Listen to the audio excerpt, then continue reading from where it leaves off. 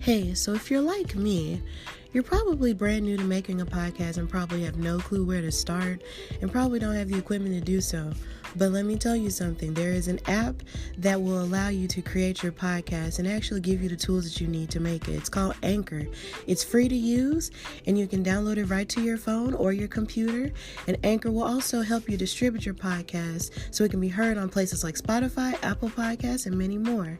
You can also make money from your podcast with no minimum listenership, and it has everything you need to make a podcast in one place.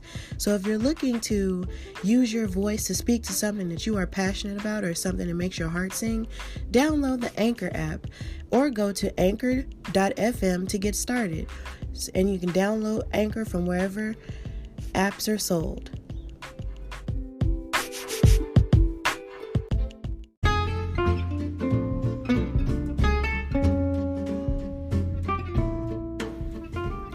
Hey, welcome to another episode of Hardy Wrestling with me, Stephanie Hardy. Thank you so much for listening to me. Thank you to those who have already been listening to me from the jump. And if you haven't been listening to me and this is your first episode, welcome to this crazy world that I've fallen in love with. Well, this week I'm going to be discussing, all the events of Wrestlemania because that's like the most amazing event that's happened in the past week. And I'm also going to discuss how the shows, went on throughout the week afterward because usually that's when they start popping off new things and new storylines for the year and everything, and how that coalesces with everything that's going on in the world. And I'm also going to be discussing my personal relationship with Wrestlemania and of course the news and gossip that's going on this week. So sit back, relax, and chill and listen to this episode. Thank you. This is Hardy Wrestling with Stephanie Hardy.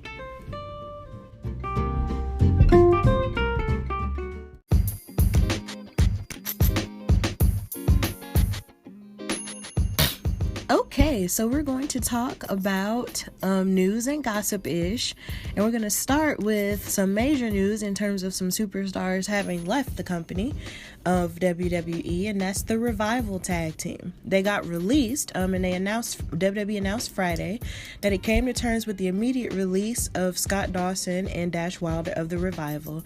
And for those who don't know, when WWE says that they've come to terms with the release, that basically means that they've let them go. They fired them, but they just put it in a very nice way. For those who don't know who the Revival is, they started off as a tag team in NXT in 2014, where they became the first team to ever win the NXT tag team titles twice.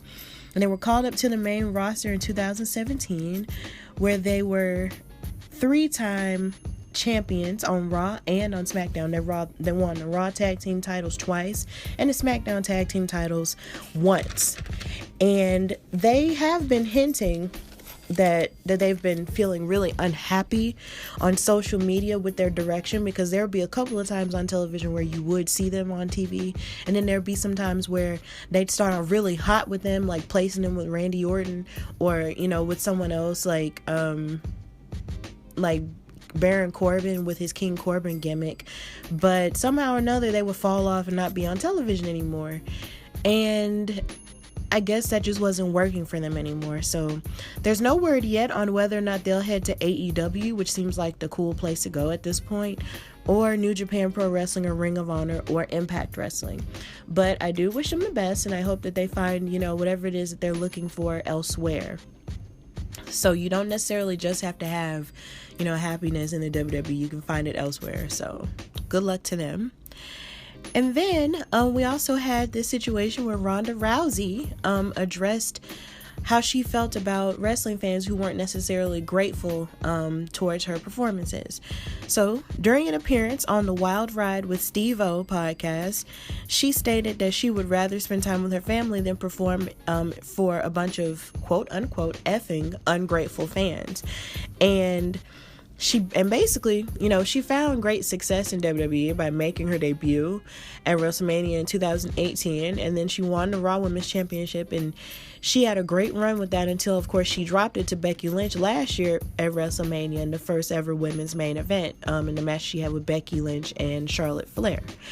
And even though she had a loyal fan base, including myself, because I love Ronda Rousey, fans did turn on her because she won almost all of her matches. And then there was also the situation where at Survivor Series of 2018, she faced Charlotte Flair when it was supposed to be Becky Lynch facing her, but Becky Lynch got injured by Nia Jax because Nia Jax punched her and broke her nose, and she wasn't cleared to compete. So because Ronda was fighting Charlotte, it was almost like they were rooting for Charlotte because she was taking Becky's place. And because Ronda wasn't Becky, or because, you know, even though she was a face and everything and Charlotte was a heel at the time, it was almost like they were crapping all over Ronda. And ever since then, nobody even truly liked her. And it was just, you know, that's just how the cards fell. But she is still under contract with WWE until April of next year. So who knows? She might be coming back pretty soon. But then there's just so much other stuff that has unfolded from her saying what she said, because she also made a statement about how she did enjoy being in the WWE and putting on what she described as fake fights with people. Now, she said that she loves the WWE and she had such a great time, and how she loved all the girls in the locker room, and running out there and having fake fights for fun is just the best thing. I love choreography, I love acting, I love theater, live theater, and some of the last forms of live theater. But I was basically doing part-time and was away from home 200 days out of the year. And when I did get home, I was so sleep deprived because you just can't have any time to lay down. Now, all of these comments that she has made has incited WWE superstars such as Alexa Bliss, Lana, and Nia Jax to come at her because she called them fake fights. And Alexa Bliss tweeted, was out for almost a year, must have been quote unquote fake. And then Lana, who is at Lana WWE, said, I have no words for her audacity to say fake fighting. If it's fake, then why can't Paige and TJ Wilson wrestle anymore? If it is fake, why couldn't Edge wrestle for 11 years? This is a contact sport where real things happen. And Lana was addressing the idea that WWE superstar Paige can't wrestle anymore because of an injury she sustained during her return in 2018 in a live house show, and now she's officially retired from wrestling. And she also referred to Edge, who retired 9 years ago after his last match at WrestleMania 27, and he didn't wrestle for 9 years, but now of course he's back wrestling now, but it was a serious neck injury. So, and then Nia Jax mentioned that she can't wait for Ronda to return one day. Even if WWE orders me to make Ronda look good in the ring, which is the only way for Ronda to look good in the ring with me, I'll risk my job to go down in history as the one from this biz that knocked her the F out. Hashtag test me B-word. Y'all, she has made everybody mad. But I really feel like Ronda wasn't meaning to make everybody angry with this, because honestly, you could tell that Ronda was having such a good time when she was in the WWE. And even though she may have been angry that the fans were turning on her or whatever, she was still, feeding into it with her heel behavior. So who knows? Maybe all of this is really just a work for her to come back one day, because Becky Lynch did, come out victorious at WrestleMania and beat one of Ronda Rousey's best friend, Shayna Baszler. So who knows? Maybe this is a work. So we'll see. Also in news and gossip, we have Triple H having a special 25th anniversary SmackDown celebration in 2 weeks. There's no word yet on what SmackDown is planning for the show, but I feel like it's well documented that Triple H is an icon in the wrestling business. He debuted in the WWE on April 30th, 1995, and he became a 5-time Intercontinental Champion, a 3-time World Tag Team Champion, a 2-time European Champion, and a 14-time World Champion and 2-time Royal Rumble match winner.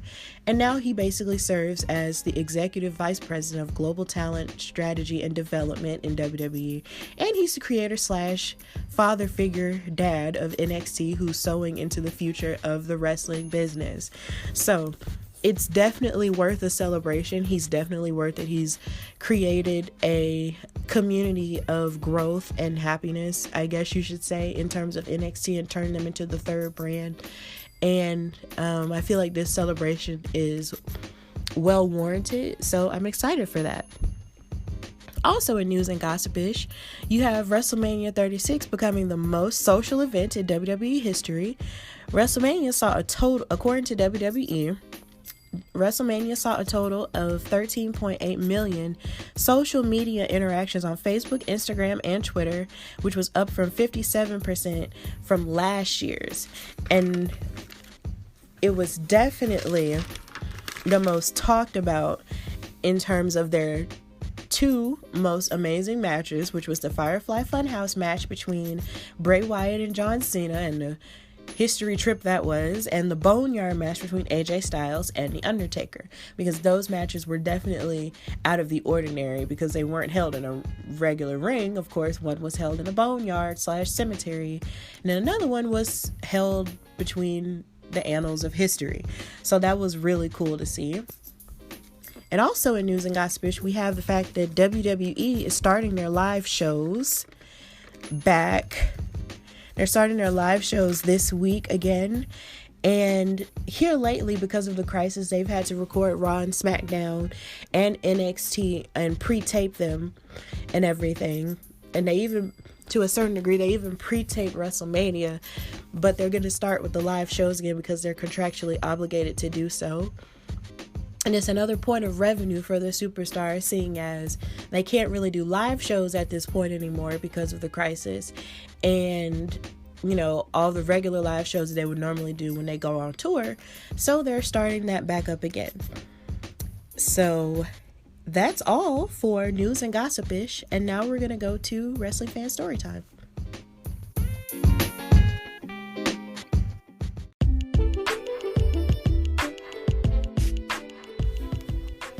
Okay, so now we are at the segment which I like to call Wrestling Fan Storytime, and I'm going to tell the story about my personal relationship with Wrestlemania and how I felt about this week's Wrestlemania and all of the above. So I'm going to start, this week on social media. I am friends with a lot of people who are wrestling fans. And one of the coolest things that I found that I was able to do was to talk about all the things about wrestling that I love, because I feel like that's what WrestleMania just sort of opens up for people. It gives people the ability to talk about all the things that they've loved about wrestling in the past and the present, and what they hope for its future ultimately. And I just absolutely loved how people were talking about the first WrestleManias they ever saw, whether it be on pay-per-view or DVD or live or whatever. And then people were talking about who their favorite wrestlers were and sharing pictures all over social media and everything. And it was just, it's almost like WrestleMania is almost like a giant wrestling convention in which all of us, you know, past, present, and old and young can just come together and just coalesce and talk about our universal love for this crazy thing called professional wrestling. So it was just so beautiful to participate in on social media, because all this crazy stuff going on, it's just nice to have an escape. So for my first WrestleMania, the first one I ever watched was WrestleMania 19, and that was on DVD, because there was a point where my dad was buying a whole bunch of wrestling DVDs, and I think even to this day he still buys them. And he bought WrestleMania 19, and that was the one that was in Seattle, Washington. Shout out to Seattle. And basically, I believe this was the one where Kurt Angle fought Brock Lesnar for, I believe, the title. I believe the WWE Championship. I believe this was also the one where Vince McMahon fought Hulk Hogan, and I believe this is also the one where The Rock fought Stone Cold Steve Austin for the final time, and Chris Jericho fought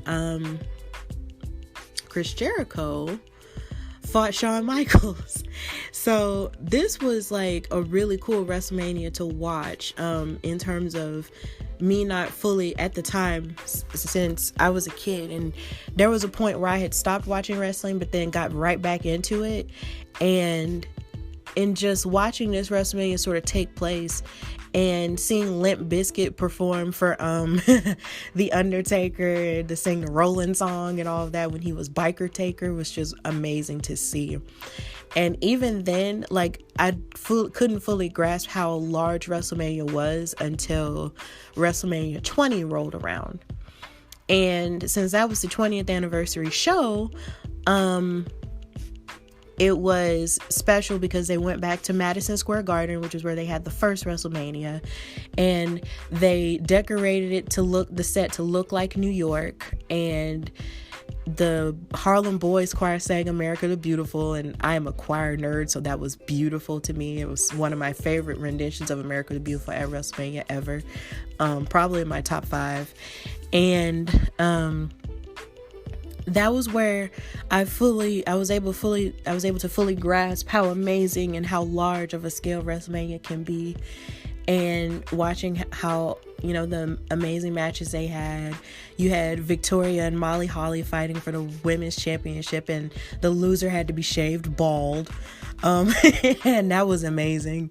And then you had Eddie Guerrero win his match against Kurt Angle and retain his WWE Championship. And then, of course, you had the triple threat match with Triple H and Shawn Michaels versus Chris Benoit, and the moment that was, and how Chris Benoit had his moment in the sun. But I've already addressed him before in the last episode, so yeah. But that was one of the coolest WrestleManias I've seen. And since then, I've been watching every WrestleMania afterward, and I can say without a shadow of a doubt, no WrestleMania show has ever disappointed me. I've always taken something, cool out of it, because there's just so much grandeur and so much decoration within, there's so much that you can see the stars put into it, and you can tell that even now, because of social media, WrestleMania means so much to the superstars, and it means so much to us as fans, because we get to collectively share our love for this thing. And I believe another one of my favorite ones is definitely the one where Ric Flair had his farewell match with Shawn Michaels, because he had to retire. And that was also the same weekend he was inducted into the Hall of Fame on his own merit. Because as you know, he's been inducted, for those who don't know, Ric Flair has been inducted twice as a member of the Four Horsemen and also by himself.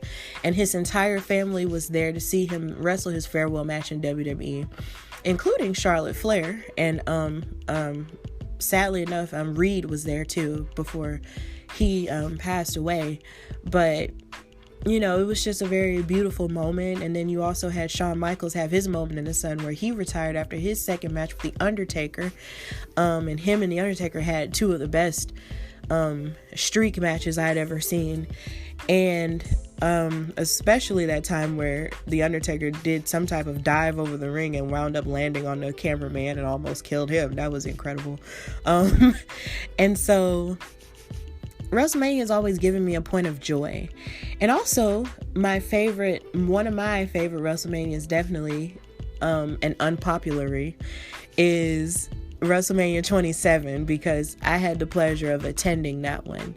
And I know that on the internet, amongst the internet wrestling community, WrestleMania 27 in Atlanta in 2011 is highly regarded as one of the worst WrestleManias ever. Screw y'all, because that's mine. And me and my dad and my sister went to that WrestleMania. We drove to Atlanta, and we went there, and we were just utterly amazed at the amount of people that were there, because you always, see on television how many people go to WrestleMania, but to actually experience it and to see all these people who came from different states, different countries to this big thing, it's just like, whoa. And to be in the midst of that, and in the midst of all that grandeur and the decoration and the lights and everything, was just amazing. And The Rock was the host, and I love The Rock, so to be able to see him live was just like, yes, because I hadn't seen him live in years. So that was really cool. And then, of course, seeing John Cena's entrance with the gospel choir and everything was cool. And then the Miz's entrance with "You Can Hate Me Now, Cause I won't stop now. That was amazing. Even though he was a heel back then and we couldn't stand him, whatever. But both of those entrances were really cool. And then you had the Undertaker and his entrance singing doing the whole Johnny Cash song was amazing. And that was like the second match that he had with Triple H at WrestleMania, and that was definitely a barn burner for me, at least. And then of course, Snooki was there, and she had her little match with because she was tagging with John Morrison and Trish Stratus against Lay Cool with Layla and Michelle McCool and Dolph Ziggler, and that was fun. And it sort of and that match was just really short when I rewatched it. And it sort of speaks to where women were back then, because back then they weren't taking it seriously. And then you also had this one segment where you had Eve backstage with Mae Young, respect to her, and The Rock, but yet Eve Torres was like the Divas champion, but she didn't have a match, to defend her title. And that kind of sucked to a certain degree, to rewatch that, because you're just like, now it's like women are burning the houses down and doing just as much, if not better, than the men are. But back then that just wasn't the case. But I will say that I was happy to have experienced Edge's last match, before he announced his retirement. He was defending his World Heavyweight Championship against Alberto Del Rio. And to see the match for what it was, back then I had no clue, that Edge was on the verge of retirement because of his injuries. So he wound up winning that match at WrestleMania and wound up, of course, beating up on Alberto Del Rio's Rolls Royce car. And that was fun to see because vandalism. But anyway, but the next week for him to announce his retirement was shell shocking, to me and my dad and my sister, because we're just like, bro, we just saw you wrestle last week, but God, okay. And it was just really emotional. And then of course, you fast forward to now, at this WrestleMania, that like Edge has bounced back and fought in this last man standing match with Randy Orton. So hey, look at that. And then to also speak to the women now, they go from having like this 5-minute, celebrity cutesy match to now, they're main eventing WrestleManias. And at this WrestleMania, they had about 4 or 5 matches on the card, because they had Liv Morgan and Natalya on the pre-show. They had the Raw Women's Championship match between Becky Lynch and Shayna Baszler on the main card. You had the Fatal 5-Way match with the SmackDown Women's Championship with Bayley, Sasha Banks, Lacey Evans, Naomi, and Tamina. You had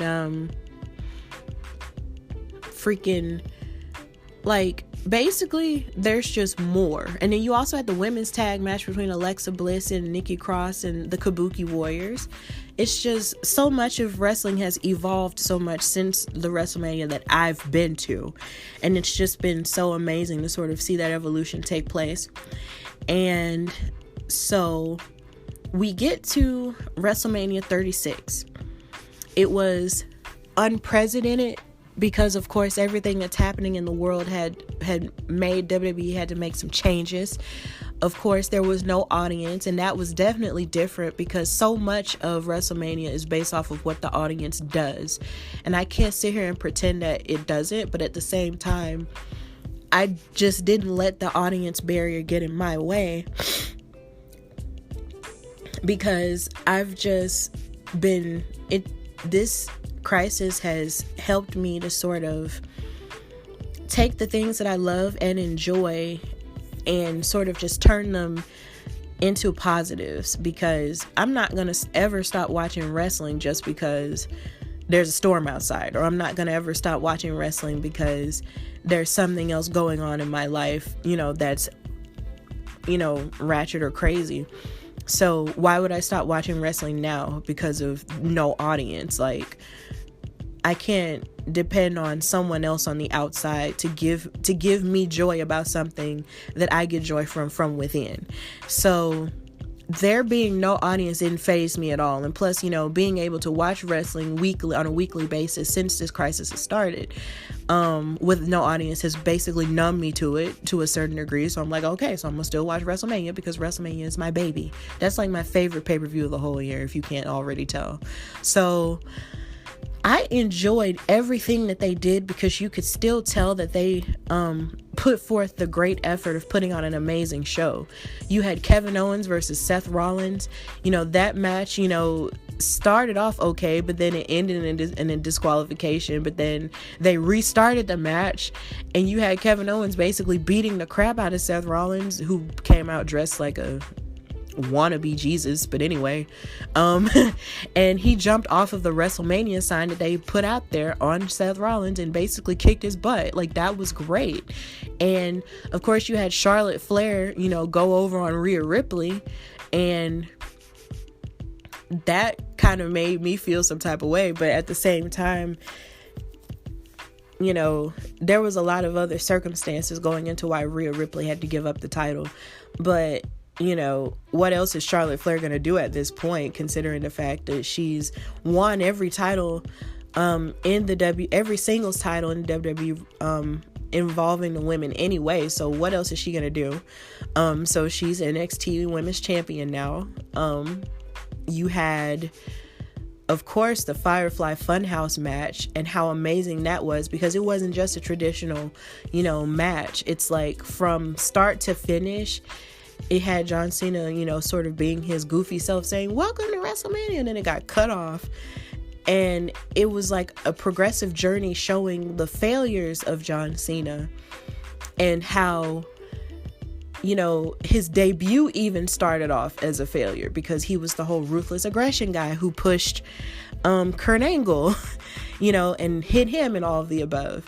And then you had how he basically had to switch his character up or else he was in danger of getting fired. And it showed him, basically becoming a caricature of the Hulk Hogan type, where he was pushed as the face of the company and he had to basically, carry the company on his shoulders after, this tragic thing had happened with Chris Benoit. So he had to go forth and be positive within that. So there was that component of it. But yet, even with him being positive and being the Hulk Hogan archetype, he never turned heel. And they spoke to that with the whole WCW thing and showing Bray Wyatt be like Eric Bischoff, in the idea that he was able to sort of like welcome, the Hulk Hogan-esque character out. But then it showed John Cena dressed in NWO clothes, and that was a complete mind F for me, because I'm looking at this like, whoa, John Cena wasn't there for that. But could you imagine John Cena leading the charge in the NWO? Could you at some point? But it also spoke to the idea that the fans always wondered what it would be like if John Cena had to turn heel, if he had to beat Bray Wyatt with that chair at WrestleMania 30. But it didn't happen because they just wanted John Cena to always win everything, and be the peppy happy guy to make kids happy and all of that. But that match basically turned it on his head and basically like made John Cena look like he was less than what he actually is. And I, for one, enjoyed the ride, and it was incredible. But I suggest, if you haven't watched it, please do. And then I also suggest, if you haven't watched the Boneyard match between The Undertaker and AJ Styles, please watch that, because you had the return of Biker Taker.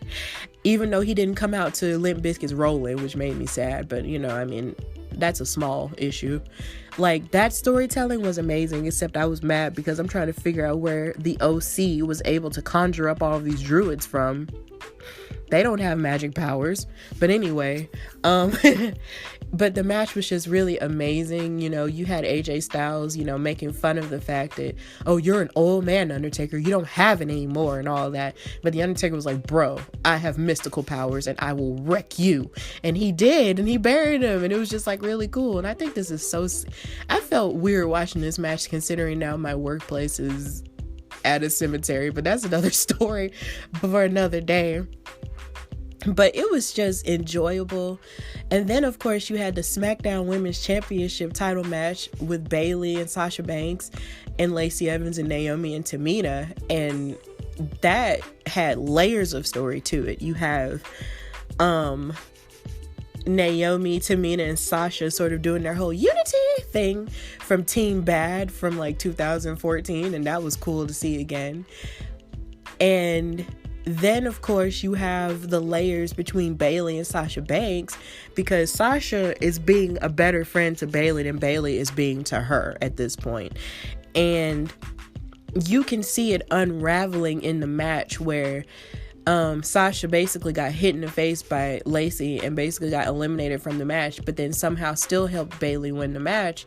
But you could still see that there was some aggression, some passive aggressiveness towards Bayley because of it.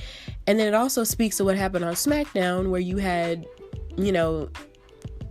Sasha Banks being thrust into a match with Tamina so Tamina can get an opportunity at Bayley's championship, which is great and all, but at the same time, you can tell that they're doing the slow burn towards Sasha and Bayley finally breaking up. So it's amazing. And then, of course, you had Otis and Mandy finally getting together, because it was finally revealed 2 weeks ago on SmackDown that Sonya and Dolph Ziggler broke up Otis and Mandy's Valentine's Day date. And it was revealed by the mystery person behind the computer that they did this. So now you have Mandy and Sonya, who are now broken up. Fire and Desire are no longer a thing, and Dolph and Mandy are no longer a thing. And then Otis won his match because Mandy came out there with the assist and beat up Sonya Deville and hit Dolph Ziggler in the nads. So now they're together and they're a couple, but yet you still have Sonya and Dolph sort of trying to justify what they've done, but yet they haven't told us the reason why. So it's crazy. So in terms of storyline purposes, this was a great WrestleMania. So, and then of course, I cannot forget the debut of Bianca Belair. Oh my God, my girl Bianca, Black History in the making, my queen, came. And that was amazing to see because she debuted in the tag team match between, of course, the Street Profits and Angel Garza and Austin Theory with Zelina Vega. And the Street Profits won the match. But then you had Zelina Vega sort of leading the charge with them still beating them up. And then Zelina decided she was going to put her hands on Montez Ford. And as y'all know, you never put your hands on another black woman's husband. So Bianca Belair came out there and defended Montez Ford, who was her husband, and came out there and fought Zelina Vega and debuted in fantastic form and said, I go here now. So now Bianca is on Raw, and I'm going to discuss that more later, but Jesus, that was cool. So all in all, I know there's a lot of stuff that I've missed, but all in all, I enjoyed WrestleMania. Like, even with no audience, even though, everything got changed around and switched around and everything else like that, I still enjoyed all of it. And I suggest if you haven't watched it, please watch it. And also know that it's split up in 2 parts. It's not a one-time thing. They split it up over 2 days, which I also enjoy too, because, watching a full-on WrestleMania for like 7 hours on end when you have somewhere else to go the next morning is really hard. But I do it because I love it. But having it split up over 2 days was really cool for me. So, and it was very convenient too. So I just suggest, that there were a lot of fans who were talking about how they just couldn't watch WrestleMania because there was no audience, and they felt like it wasn't going to be good or all this other stuff because there was no audience. But I will say this. I suggest that during this crisis, you find the joy in what you love, because everything can get to you and all that other stuff. But if you can't find the joy in the things that you love, then you won't make it through. And I hate that a lot of wrestling fans did not trust that WWE was going to put on a good show regardless of the fact that this is going on. And it was just kind of like, bro, like, why can't you trust them to actually give us something good? So I suggest that in the midst of all of this craziness going on in the world, you please find something that gives you joy. And if wrestling does truly give you joy, relish in that, love on it, like find an escape in it. Don't tear it down, because it seems like everything else is already being torn down as it is. Don't tear down this thing that you supposedly love simply because there's unfamiliar territory. So I commend the WWE for still putting on Wrestlemania, and I am so sorry for the fans who did indeed have plans on going, because I did, have plans on going, but at the same time, I feel so sorry for those people who did, buy tickets and all of that and couldn't go, but at the same point and rate, they're doing it for our safety.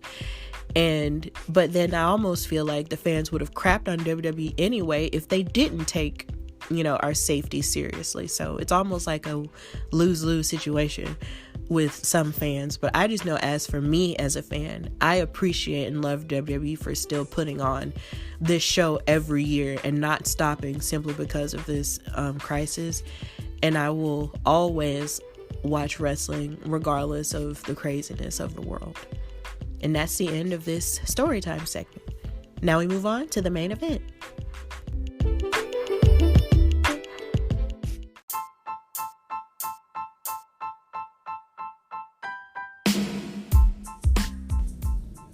Okay, so now we're going to talk about the main event, in which we talk about all of the shows that happened this week. And since I already spent the first segment talking about everything that happened in Wrestlemania, which I do recommend that you watch, we're going to talk about all the shows that happened after WrestleMania, which is usually when all the cool popping stuff happens. So we're going to start with Raw after Mania. And we're going to start with the girls. Asuka and Liv Morgan fought, and Liv Morgan's outfit was totally flames throughout this entire match, but that really means nothing, but I love fashion. And Asuka was stomping on Liv, but Liv kept fighting back with a flurry of punches. She also gave a lot of kicks to Asuka with a near fall, and then Liv kept kicking Asuka out of the ring. And then outside of the ring, Liv got her face hit on the apron by Asuka. She was being very vicious.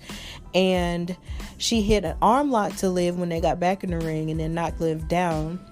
And then when Liv tried to get back up, Asuka kneed Liv in the face to a near fall. And then Liv kept punching and hitting double knees on Asuka and hit a clothesline on Asuka. But then after a huge flurry of fighting, Asuka ultimately wound up winning a match with an Asuka lock.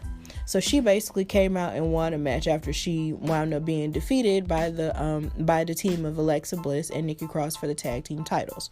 So there was that.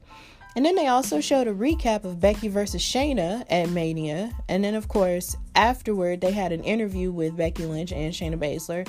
But I found it very telling that Shayna was saying that she was going to promise Becky Lynch the agony of her defeat, which basically means this story between Becky and Shayna isn't over. And I was really glad it wasn't over, because quite frankly, I never understood how is it that Raw could beef up Shayna Baszler to look like such a monster and had her run through the entire women's division on Raw at Elimination Chamber, only for her to lose to Becky, all because of a lucky break and with a lucky pin. So that story's not over. And also with the women, which is also a mixture of what was going on with the men as well, you had a rematch, of course, with the Street Profits and Team Angel / Austin Theory with Zelina Vega. And Bianca Belair came out and challenged Zelina to a match because literally Zelina Vega interfered and she was dressed to fight anyway. And the Street Profits were taking advantage of the match with pure athleticism like they did the Sunday night before. But then Zelina interfered and got Angel and Austin Theory disqualified. And as they were all beating up on Montez again, Bianca Belair ran and challenged Zelina to a match. And then both women showed great athleticism, but at the same time it was really weird because it was just the men kept interfering and it was irritating me. And I really feel like Zelina Vega should be fighting in matches more often, because she is the antithesis to Lana in the idea that she is a manager who can wrestle. Meanwhile, Lana is a manager who can't wrestle. But anyway, that's besides the point. I'll mention Lana later. But then as that tag team match, came down, and there was a match between Bianca Belair and Zelina Vega that came to a no contest, they decided to create a triple threat match in which the Street Profits actually won. So it was really confusing. But anyway, Bianca Belair is on Raw, and that's all that matters. So, and then also with the women, you had Lana and Bobby Lashley are having marital problems and marital troubles. And backstage, after Bobby Lashley's, defeat by Aleister Black at WrestleMania, he was saying that he was in need of new management and a new wife. And Lana blamed Charlie Caruso for making Bobby Lashley upset. So now there's trouble in paradise. No Kofi Kingston, no. And also with the women, we had Nia Jax returning, and she fought Deonna Purrazzo from NXT. And she basically took advantage of Deonna Purrazzo throughout this whole match and dominated, which is basically what you should do when somebody's returned. She gave a big clothesline after mushing Deonna Purrazzo's face, and then she gave another clothesline, then a Samoan drop, and a DDT for the win. Now, I really feel like most of the excitement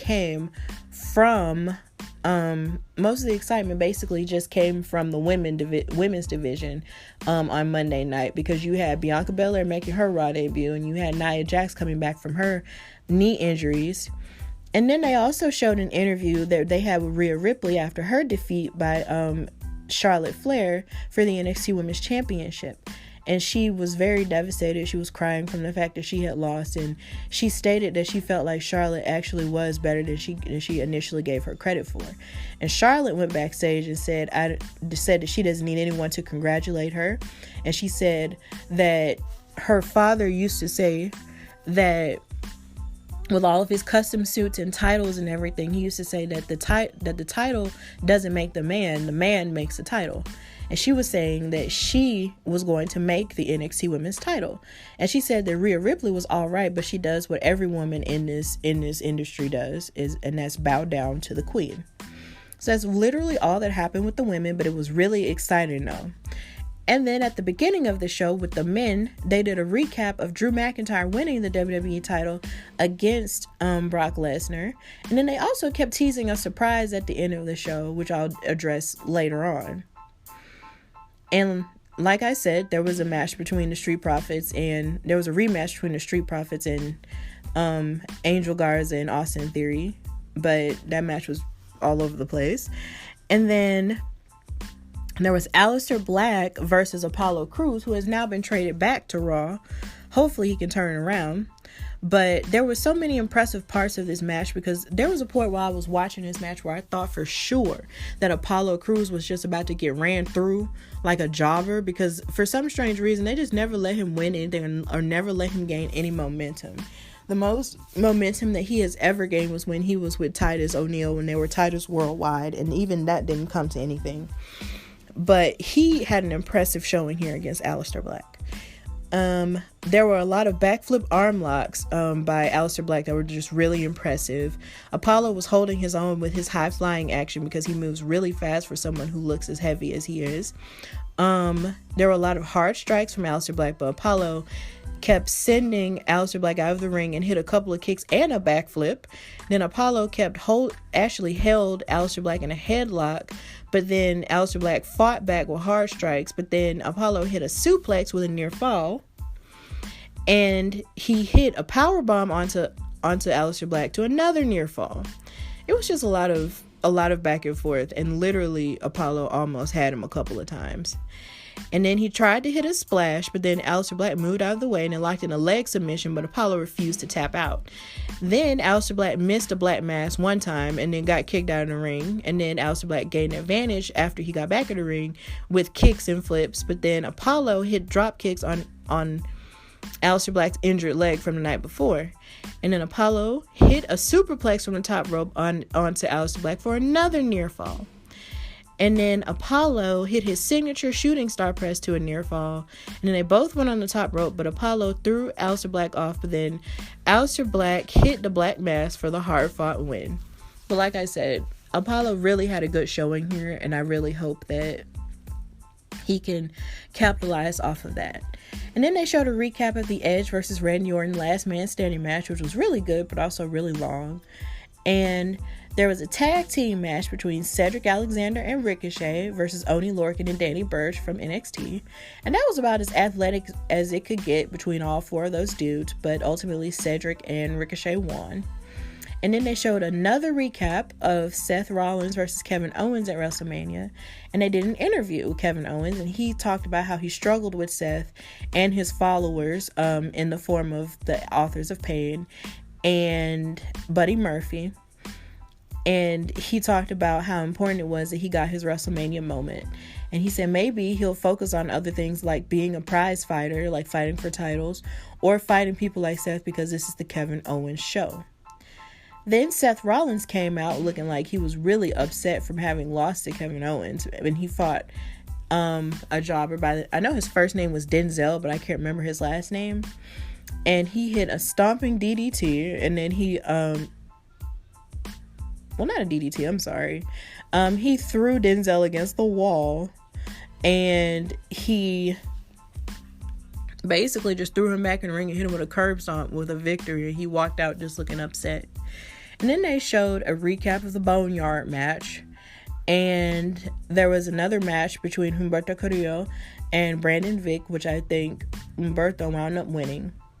And then you have Drew McIntyre at the end of the show giving an emotional thank you to Paul Heyman and the fans, for basically driving him to win the title. And he said Brock was ready to go to war in his eyes. And then Paul said, keep giving him the F5, Brock. And it reminded Drew that in his personal life, he's crawled to get to this point in his career. And he got angry with every F5 that he received. And he was going to claymore him, but he couldn't, and he was going to claymore him until he couldn't anymore in order to win the title. But then, as a surprise, the Big Show came out near the end of WrestleMania as well and challenged him for the title. And this match was kind of odd because it kind of felt like the Big Show was almost supposed to win, because he kept hitting him with all his best stuff, but then Drew McIntyre wound up fighting back and wound up still retaining the title.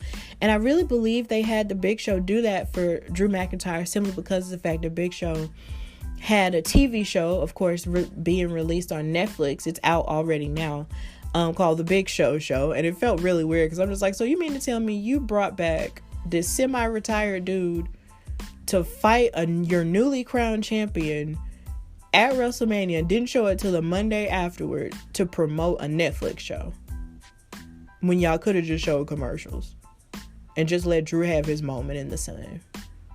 But as long as Drew is still champion, I really don't care. And that's really all that happened on Raw. So now we're going to go to NXT.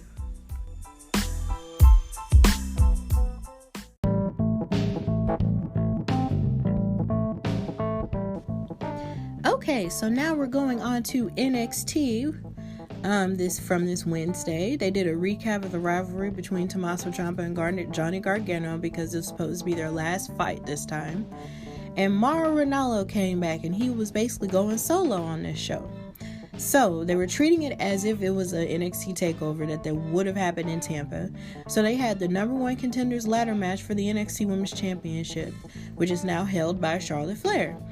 And it was Io Shirai versus Mia Yim versus Chelsea Green with Robert Stone versus Tegan Nox and versus Dakota Kai with Raquel Gonzalez versus Candy LeRae. I call her Candy Cane. Anyway, basically this match was like amazing. It was all over the place. So I'm gonna try to recap it as best as I can. They all basically paired off to beat each other up. Dakota tried to utilize Gonzalez for the ladder, but Mia and Candice kicked the ladder in Raquel's face, and they all get revenge on Kai by beating her up and ganging up on her. Then Io Shirai flew and landed on them and then got the ladder. Then Candice LeRae tried to climb the ladder at an incline, which I thought was really impressive, while Io had it in her hand. And then Io and Candy face off, and then Chelsea hit a bulldog on them with the ladder. Chelsea Green and Mia were basically battling it out outside the ring, but Dakota and Tegan kept striking each other, which is basically rekindling their rivalry. And then Chelsea and Tegan played a tug of war with the ladder.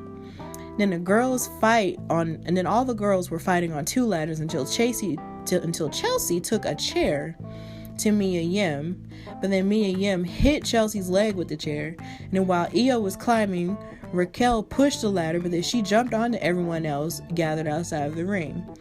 Raquel kept getting involved by throwing Mia out of the ring and helping Dakota up the ladder, which was so annoying.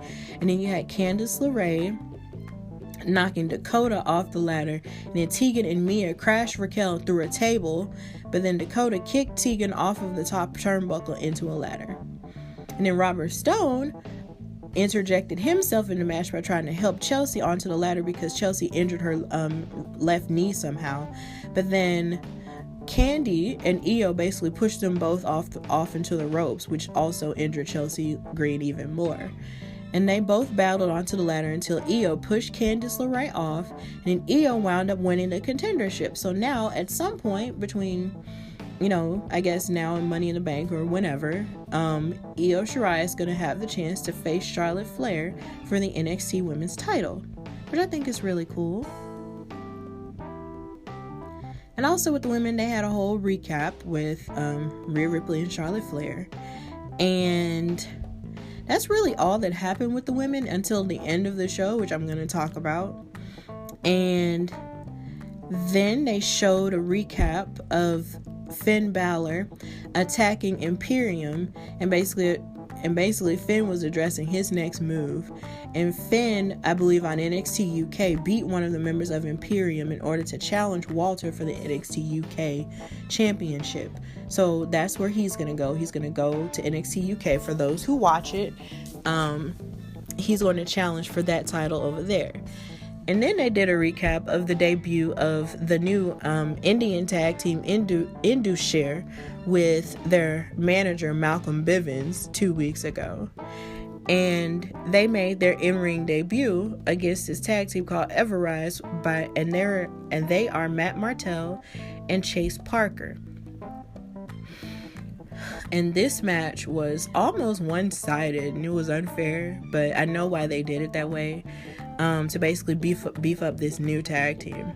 So Martell twisted Rinku's arm, but then he got hit, and then Chase Parker got in some quick offense, but then Riku kept hit another devastating clothesline, and then tags in his partner Sarab, and then they dominate Chase Parker for most of the match, and then Rinku and Sarab hit a pendulum backbreaker to Parker to win the match. So it was a very powerful in-ring debut for Indushare. And then I also feel weird because Malcolm Bivens was basically bragging about having won an NAACP award and a BET award, and I don't ever recall ever seeing him do any of that. But maybe it's just a character thing. I don't know. And then they also recapped last month when Raul Mendoza and Joaquin Wilde were abducted by mystery masked people. Like, they had on lucha masks, but they also had on suits. But yet they got kidnapped by these dudes and nobody knows who they are. So hopefully they'll show back up at some point. And then we had Adam Cole addressing Velveteen Dream in a video from his house. And he said, "Lightning never strikes twice." He said he told Velveteen that you don't deserve a shot at my title. If you keep pushing, maybe one day I'll end the experience. And there's nothing that you can do about it. And he said, and that is undisputed. And then NXT made the announcement that there will be a tournament to determine an interim cruiserweight champion next week, which I find kind of weird because the actual cruiserweight champion is like, I forgot his name. I think it's Jordan Devlin, and he's literally the champion, but he can't be at this point because it's like he's holding a title, but he can't make it back to the States in order to defend it because of the crisis or whatever. But I feel like an interim champion would just be weird, because not only do you have to create a whole nother title, but it's just the fact that you have the actual champion and then you'll have an interim champion, and it's just like, why can't you guys just let him hold it until he can get back to the States so he can actually defend it? Like, I feel like that's a little bit unnecessary, but what do I know? I'm just a fan. And then the show ended with Tommaso Ciampa and Johnny Gargano fighting their one final beat match in an empty building, and that was pretty interesting. Johnny Gargano arrived with Candice, and she gave him a bag and drove away, which I thought was very mysterious. And Triple H was waiting for them in the ring and gave them the rules of the match, and then he left. And then there was a referee. They beat on each other in and out of the ring, but the dialogue was very compelling. Tommaso Ciampa said at one point, "I thought you were my brother. Brothers is what you said." And then Johnny Gargano said, "I expected more out of you. You're so tough. You always talk about how you come back from injuries." And then he wound up taking a chair and hitting Tommaso Ciampa in the arm, and then the ACL, and who can forget the neck.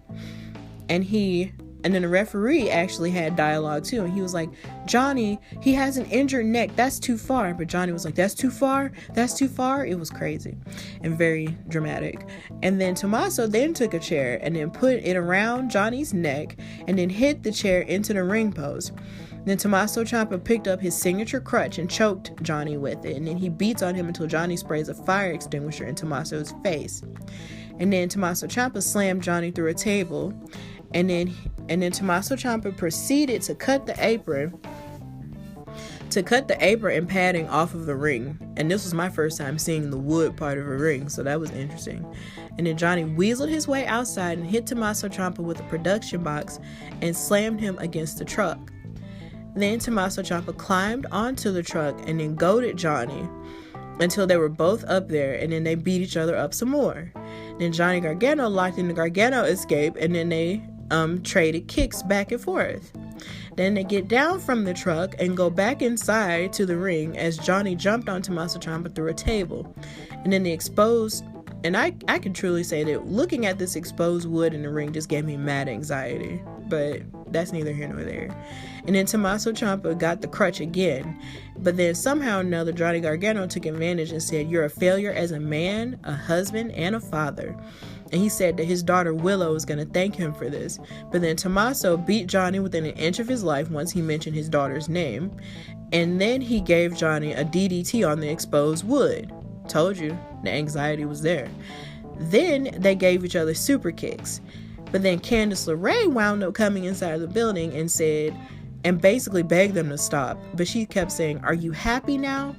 I hate my husband. I'll finish it." And she kicked Johnny in the balls and left. But then Tommaso Ciampa kept apologizing to Johnny by saying, "I'm sorry, I'm so sorry," because he didn't know that he had messed up his life like that. But then Candice showed up and then kicked Tommaso Ciampa in the balls.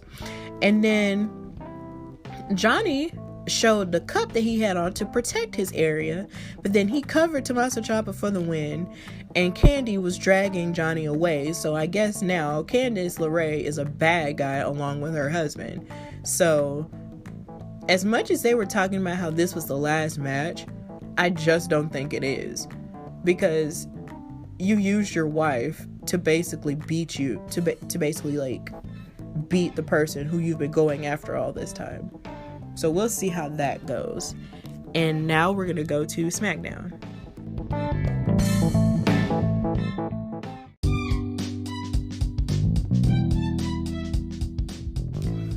All right, and now we've gotten to the main event part of SmackDown after Mania. So, with the women, we had a rematch for the women's tag team championships between Alexa Bliss and Nikki Cross and the Kabuki Warriors. There was a couple of moments during this match where Kyrie hit a kick and started attacking Bliss and Cross, and Sane and Bliss kept trading punches. And Asuka and Kairi Sane had the tag advantage because they were keeping because they were keeping Alexa Bliss from tagging Nikki Cross. But then Bliss hit a dropkick on Asuka, and then Asuka and Nikki were fighting on the commentary table, much to the enjoyment of Corey Graves, who was back on commentary, and with Michael Cole. And then Nikki jumped on Asuka. But then Kairi Sane took advantage of Nikki by keeping her from tagging Bliss. But then there was a twisted Bliss from the top rope, and then Nikki hit her twisting neckbreaker to retain the tag titles. So I'm guessing that story is going to end at some point.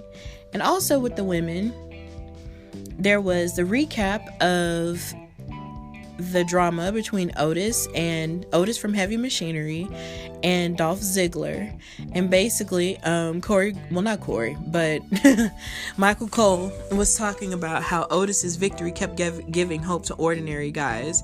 And then Dolph and Sonya basically ragged on Michael Cole and Corey Graves for making fun of this situation that happened in WrestleMania between them. And then Sonya kept saying, "That's my best friend. This isn't funny. We're trying to fix it, blah, blah, blah, blah, blah." But then Tucker took it upon himself to rub the new pictures of Mandy and Otis in Dolph and Sonya's face. And he came out to fight in a match, to defend Otis's honor, but nothing really came of that. So back to the women. There was also a situation in which Bayley, who is still your SmackDown Women's Champion, came out with Sasha Banks, and she was bragging about the idea how she retained the title, all on her own, even though Sasha was in a ring with her, and, Sasha was the one who basically took the sacrifice punch for her. And then Tamina came out and basically said that she wanted to challenge for that title because she felt like she was the closest to beating Bayley. But Bayley basically said, fine, if you feel like you want to challenge me for my title, next week you have to fight Sasha Banks. To which Sasha Banks looked back at Bayley and was like, "Girl, why?" She was basically setting her up to lose.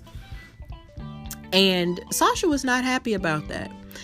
And so now Tamina has an opportunity to go after Bayley and her championship, which I'm happy about because we don't seem to see enough of Tamina on WWE television at all. And it makes me sad because she's talented, she's a snooker, she's Samoan. Why can't we see her as much as we see the Usos, or as much as we see Roman Reigns, or as much as we see The Rock or Nia Jax? Like, come on, let's give Tamina a chance, people. But that's pretty much all that happened with the women in terms of that. And then if you go to the men, the show started with Braun Strowman coming out with the Universal title, and they showed a recap of his match, and I really feel like Braun Strowman really deserves this moment. And Strowman talked about this, how at Mania he took everything Goldberg had to dish out, but he refused to stay down, and he put Goldberg down for good, and he was just happy to have the opportunity. But his old rival Shinsuke Nakamura interrupted him, and he actually came out alone until a certain point, and he said, "Last time we saw you, we beat you." And then he said, "Be careful for what you wish for." And he gave a Japanese proverb that basically said, "The weak are meat, but the strong eat." And then Cesaro tried to attack Braun Strowman from behind, but then Braun pushed him over outside the ring, and then Shin kicked Braun, and then they basically just slithered away. So a match happened. A match came out of that between Shinsuke and Braun Strowman.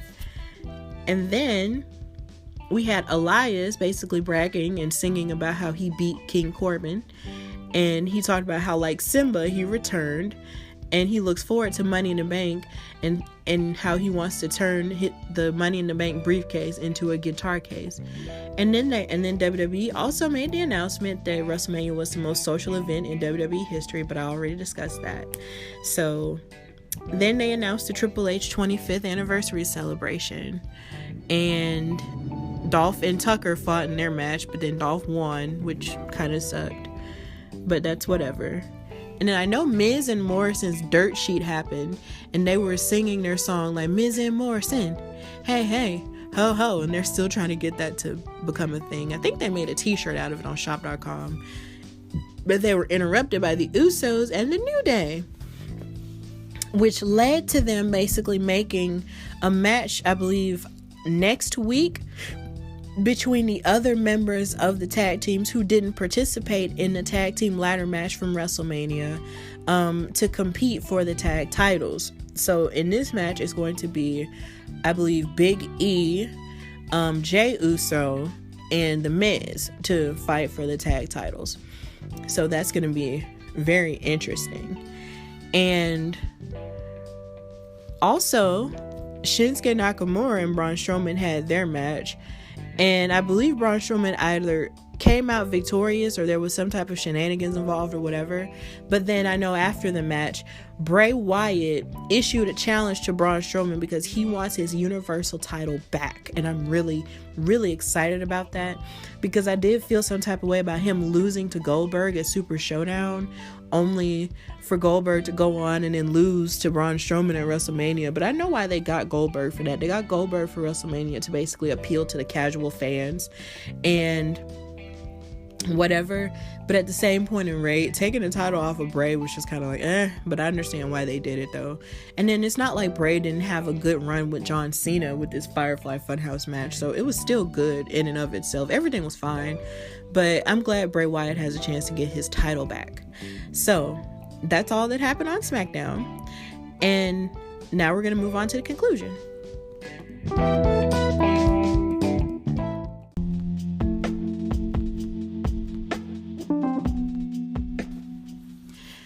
Okay, so thank you so much for listening to me so far. I've seen over the past week, I've received about over 110 plays for my podcast across most of the places where people mainly listen to podcasts, like Apple Podcasts, Spotify, Google Podcasts, and iHeartRadio. So I thank you so much for supporting me in this endeavor, for those who do listen, and then for those who don't listen, you know, if you have someone in your life who's interested in listening to an interesting podcast or a cool podcast or something like that while they're chilling, or, just looking for something to listen to while they work or whatever, then refer them to mine, because even though a lot of people might not be wrestling fans, this might be the catalyst for them to try something new or watch something they've never really paid much attention to before, or to watch something that they watched as a child but then kind of lost interest with when they grew up. So refer a friend to my podcast if you want. Thank you to those who do listen. Thank you for still supporting me even in the midst of everything that's going on in life. And I just do want to say to just keep your heads up, stay safe, stay, surrounded with positive vibes, and also stay prayed up if that's what you subscribe to. And I will try my best to pull out a new episode this week. Because there's a lot of new stuff going on. So anyway, I thank you so much for listening. Remember, you can follow me on social media at Instagram at Queen Steph Hardy, or on my podcast page at Hardy Wrestling Podcast. And you can also follow me on Facebook at Stephanie LaShawn Hardy. And you can follow me on Twitter at Queen Steph Hardy. And make sure to listen to me on Apple Podcasts, Google Podcasts, Spotify, Anchor, iHeartRadio, and anywhere else you can listen to podcasts. I'm not on YouTube yet, but please, I will be sharing all the links in which you can listen to me on my Facebook page. So here again, thank you so much for listening to me. And until the next go round, stay safe, stay prayed up, stay blessed, and have a good week. Bye.